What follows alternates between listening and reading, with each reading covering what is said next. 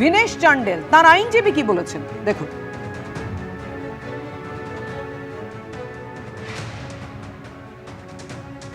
When an accused is arrested at 7:45 in the evening, you have 24 hours to produce him in the court. Where was the need to take an accused at midnight in an odd hour? This person is the director of a company called IPAC. The involvement of this company came for the first time on 8th of January 2026 when their offices were raided in West Bengal. And the case which was being investigated by Enforcement Directorate at that point of time is a case with regard to coal scam, which is of 2020, about 6 years back. So those cases have already been investigated, charge sheets have been filed, prosecution complaints have been filed by the Enforcement Directorate. Still, the Enforcement Directorate used that case to conduct the search, although IPAC had nothing to do with those cases, with those allegations.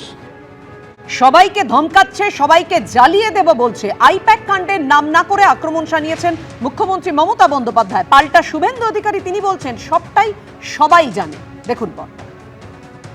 সবাইকে ধমকাচ্ছে, সবাইকে চমকাচ্ছে, সবাইকে জ্বালিয়ে দেব বলছে।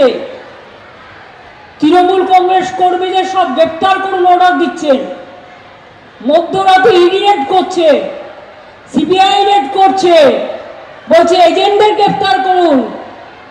এতই সস্তা, একজনকে গ্রেপ্তার করবেন 1000 জন বেরোবে, 1000 জনকে গ্রেপ্তার করবেন 1,00,000 জন বেরোবে, 1,00,000 জনকে গ্রেপ্তার করবেন 1,00,00,000 জনকে বেরোবে। আইপ্যাকের ইডি গ্রেপ্তার হয়েছে কয়লা কাণ্ডে, সবাই জানে তো। কয়লার টাকা হাওলার মাধ্যমে নিয়েছিল গোয়া নির্বাচনে, সবাই জানে। এটা নতুন কি আছে, এত দেরিতে হলো কেন? আর এর পাশাপাশি আপনাদের জানিয়ে রাখি, আইপ্যাকের ডিরেক্টর প্রতীক জৈনের স্ত্রী ভাইকে ইডির তলব। এএনআই সূত্রে এমনই খবর। প্রতীক জৈনের স্ত্রী বারবি জৈন ভাই পুলকিত জৈনকে সমন পাঠালো ইডি, এমনটাই খবর পাওয়া যাচ্ছে এএনআই সূত্রে। হাওয়ালা মামলায় 15ই এপ্রিল দিল্লির দপ্তরে হাজিরার নোটিশ। আইপ্যাক ডিরেক্টর প্রতীক জৈনের স্ত্রী ভাইকে ইডি পাঠিয়েছে নোটিশ, এমনটাই এএনআই সূত্রে খবর। ময়নাগুড়িতে কি বলছেন অভিষেক বন্দ্যোপাধ্যায়, সরাসরি দেখুন। যত দ্রুত সম্ভব আপনারা রামমোহন রায়কে জেতান, বাকি সার্বিক উন্নয়নের দায়িত্ব আমার।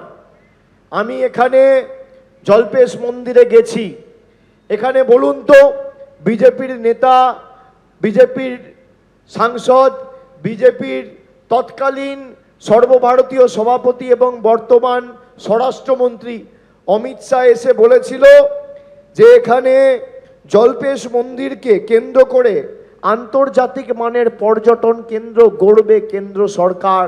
করেছে? উত্তর হচ্ছে না। তারা বলেছিল নারায়ণী ব্যাটালিয়ন তৈরি করবে, আজ থেকে 7 বছর আগে 2019 সালে হয়েছে? উত্তর হচ্ছে না। তারা বলেছিল চিলা রায়ের নামে প্যারামিলিটারি ট্রেনিং সেন্টার তৈরি করবে, হয়েছে? উত্তর হচ্ছে না।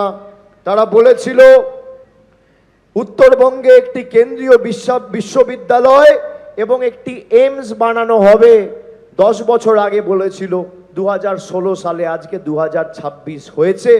উত্তর হচ্ছে না। এবিপি আনন্দ, এগিয়ে থাকে, এগিয়ে রাখে।